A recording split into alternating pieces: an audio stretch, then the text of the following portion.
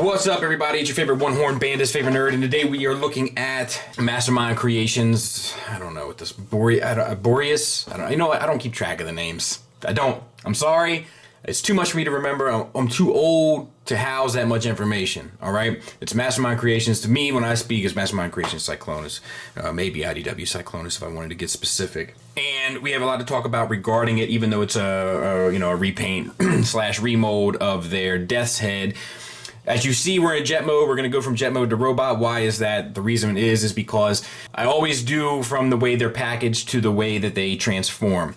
Unless it is a repaint or a retooling of a mold, then I show it the opposite way so that in my review catalog, both transformations are covered. Now, before we get into this guy too tough, I want to give a shout out to C. Combs. He hit me up. He has a Facebook page. You can check it out, facebook.com/artofbane. That's ARTOBANE. He does a lot of Transformers art. As you can see, he sent me like a bunch of prints. They're pretty cool. There's one in particular that I was quite fond of. It's this Ironhide there. He's done some really cool stuff, and he sent them to me just on the arm. Just wanted to send me something, so I wanted to give him some love. So check him out, Art of Bane or Megatron of Art on Facebook. I think all those things will bring it up. Now let's get to this guy. He does come with a couple accessories. We're going to talk about one right now, and then we're going to talk about the other one when we get to robot mode. The one right now is this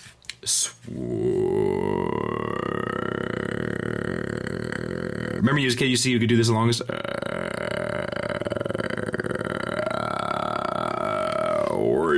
and he has gold paint on there and gunmetal paint on there, and then this little bit of purple on there. So there's a fair amount of paint, even though they didn't paint the blade, which would have been recommended by me. Still a pretty decent amount of paint. What is interesting is this little thing right here.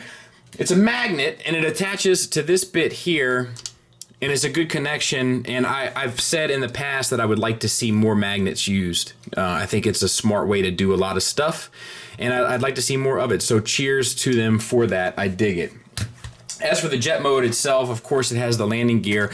I have a little bit of the same problems in the transformation where it's very difficult for me to get everything lined up just perfectly in order for everything to connect. As you can see, that foot isn't quite in there and doesn't want to stay.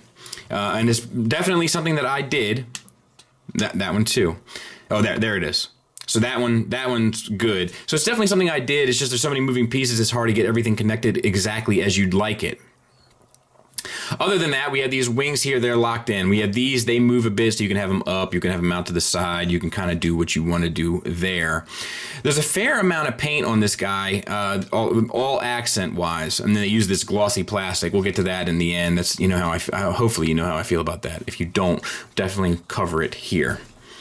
Underneath looks fairly good, and I think it's in the spirit. It's enough in the spirit of the IDW Cyclonus where I feel like it works. So we're going to close the landing gear up, and we're going to set it down, and then we're going to do a brief size comparison with Tiger Tracks. So fairly decent size. Now this guy, I'm on the rocks with MMC. Look at that stress mark right there. It is enormous.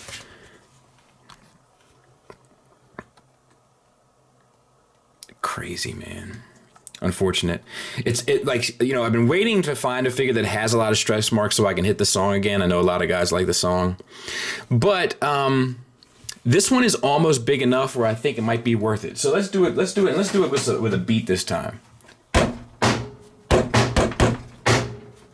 Stress marks around your wrist, stress marks around your hips, stress marks around your lips, but you got some stress marks right up on your...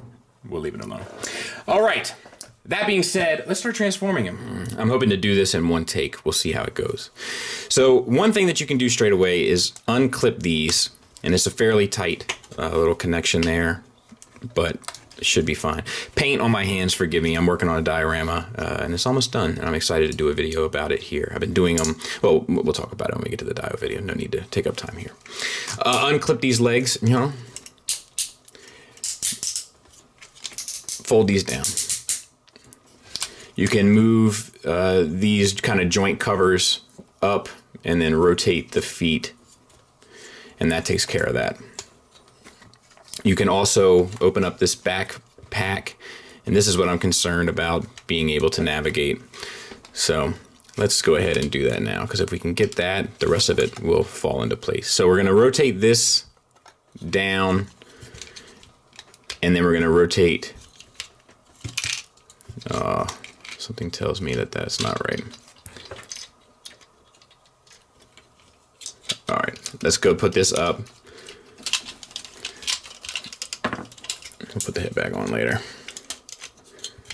This. And then we can split this. And that should do it.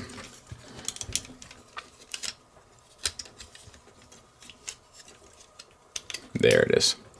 All right, and then we can close that up. Not too bad. I mean, it's not the smoothest, but it just has to be done. Has to be done. There we go. Rotate these up. They're on ratchets now. I can't remember if they were on ratchets before. Maybe I'll check the other video. And you kind of do whatever you want with these fins, down or up.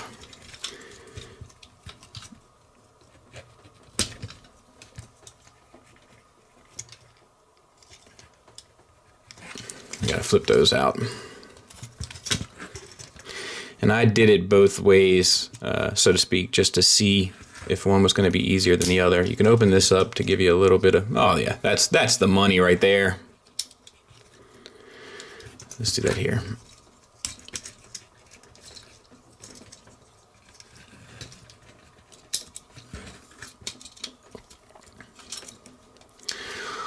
All right, and then you can kind of display the wings however you want them, but I think they're supposed to be back like this. All right, I'll get him cleaned up. We'll take a look at him. All right, so let's talk about him. And we're doing it to his face, so it's not as uncouth, let's say. So the face has silver paint on it, red paint on it, and then black paint in the crevices, which does give it the depth and I think looks good. I think the face sculpt is decent enough, and I think the horns kind of work-ish. They don't look exactly like you want them to, but they're kind of definitely in the ballpark. And then no paint on the actual head. And the head is very skinny. Like you call a little bit of that Zika virus out there, am I right? Anyway, we got purple paint down here on the neck. Now, let's talk about the head articulation. It's also pretty bad. You pretty much just get a swivel. And the reason why is because the ball peg is so close to the chin. If it sat back there, you would have got a little bit more out of it, but it doesn't. And as a result, he's very stiff. Not the best. Now you can slide it, you know, and that's supposed to be for transformation. It's a little loose in the back, but and it doesn't look as good, to be honest. All right, we have these. These are on ratchets now. I can't remember if they were before, but at least I feel like they're a little bit more stable. Now the arm only gets you out to there because of those pegs, so it's still not the best. You know, we'll back out a bit, but it's something. Bicep swivel, double jointed elbow. That gets you the full range, so that's nice. Swivels on a universal joint, basically. It swivels at the wrist, and then you get a downward motion, but no upward motion. It is what it is. Now, there's a fair amount of paint here. We have actually, that's plastic. That's paint. That purple in there is paint. This, all the pink that you see throughout, that's all paint. And painted very well, I must say. And it's very... you know, more than meets the eye. Like they have those light up bars all over them, and it's quite well done in that regard. The plastic is that glossy plastic that X-Transbots has tried to fool us with in the past, which is not my favorite way of doing business. It's supposed to make it look like it's painted, but in my mind, it just makes it end up looking cheaper. So I don't like that. I know that's a subjective opinion. That is my opinion. You may feel differently, and that's cool. But as far as I'm concerned, it's not okay. These bits here rotate as well to cover down on the joint. I think I have this one all a little bit cattywampus, but it's fine. All right. These, of course, rotate as well. You do get a little... you got to get the full waist swivel. For some reason, I thought it was a bit more limited. You can have the weapon clipped onto his back. We'll take that off for now. And that works well. The orange is painted on there. That looks good. The gray is painted on there. That looks good. Universal joints for hips, and they are ratcheted. It's a wide ratchet though, but it doesn't bother me, but I know it bothers some. Get you out to there. The A stance is pretty wide. I know that bothers some. It doesn't bother me. And then friction forward and back, which we're not used to seeing. Recently, we've been seeing, ratcheted forward and back and friction out to the side, but that's just not the way that they chose to do business. Of course, these panels rotate, and then we have the thigh swivel at the same joint. Double jointed ratcheted at both ends knee, which gets you the full range, and the ratchets feel good. And then the ankle covers you can rotate up. It's the feet are on ball pegs that are like they don't move, and so that gets you an ankle tilt up, ankle tilt down. Great. Ankle swivel a little bit, and ankle rocker a little bit. I wish there was more of a cut inside that heel, so you could have gotten more of an ankle rocker, but I suppose it will do. Back of the figure, once you got it all sorted, it does clean up fairly well. It's not the best, but it's not the worst either. And that's this guy in a nutshell. I do feel like these knees should straighten just a bit more. Do you see that? It feels like, but they don't. I mean, they definitely don't, but it feels like they should, which is weird. Doesn't stop them from standing or anything, but it's just something worth pointing out. Oh, real quick, I almost forgot the other head. So, yellow eyes, which is a bit strange. I don't know if that's how it was in the comics for a bit. Let me see if we can't get it focused. Silver paint on the face, silver paint on the ears. Still a little skinny head. Ball peg still comes out of the chin. And otherwise fine. This is much more of a traditional Cyclonus face. It doesn't have this side cuts into his jawline and everything, but I'm not sure why they went with yellow eyes. It does still seem, maybe he was that way on the original G1 toy. I'm not sure I care, but I don't think it was the right choice. Otherwise, the sculpt looks good. And size comparison wise, there he is next to Tailgate, Maketoys Tailgate. God, I wish Maketoys would get back to making figures based on IDW.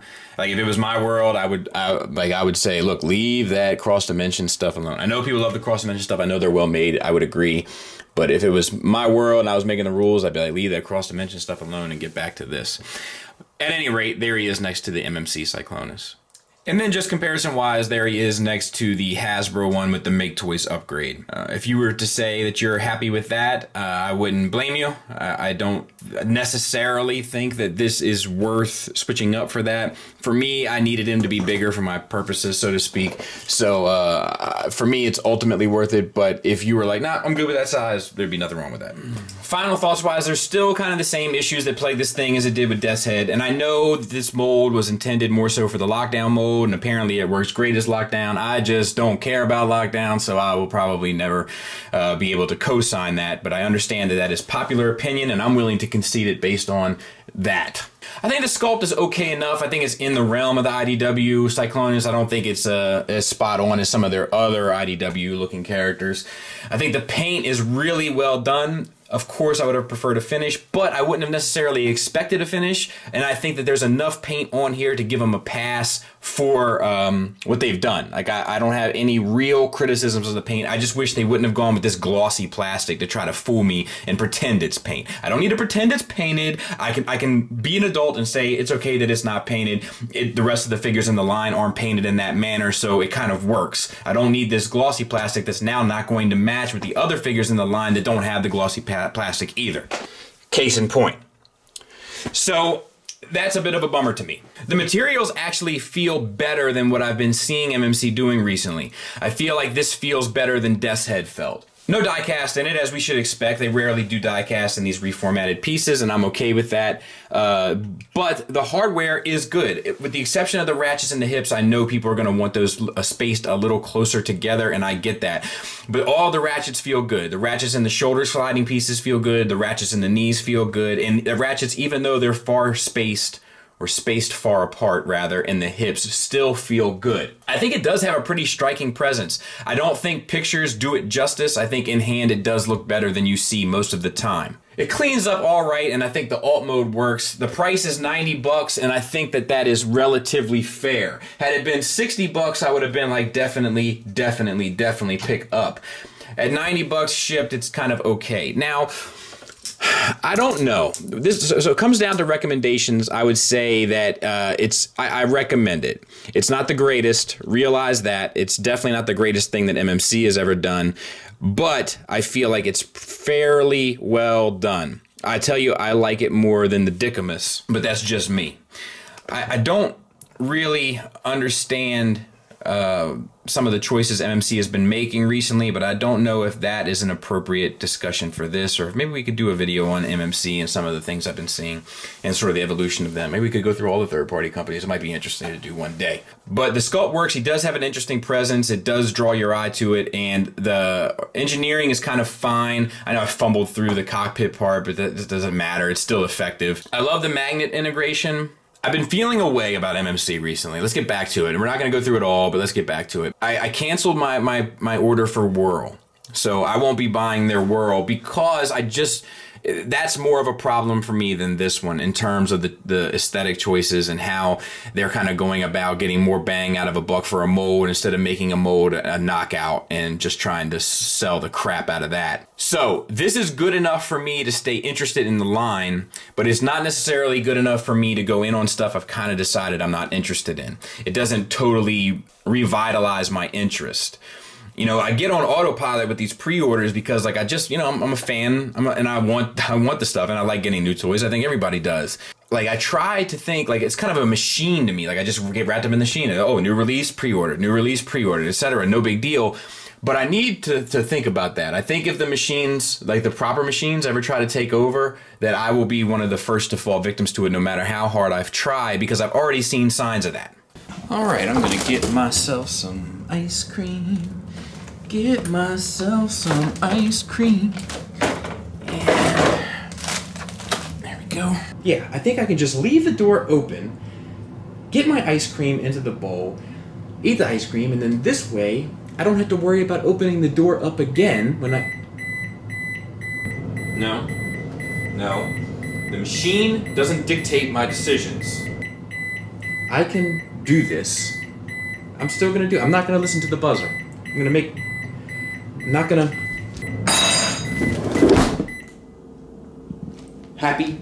But in all seriousness, I think a lot of us are getting to a point with our collections where they're really beginning to become fleshed out. And we can start being choosy. We can start being selective. We have that privilege now because everything is so saturated and a lot of the key characters have been accounted for. So with that being said, I think this guy is worth it, but barely. So it is a recommend from me, but it's a soft recommend, and I don't think this gets them out of the woods with me in order to kind of jump on as a full-fledged, I'm going to get everything fan. I think they need to get back to basics and look at some of the other offerings that they've had in the past, which have made them great. Thanks for listening. Thanks for watching. Until next time, take care.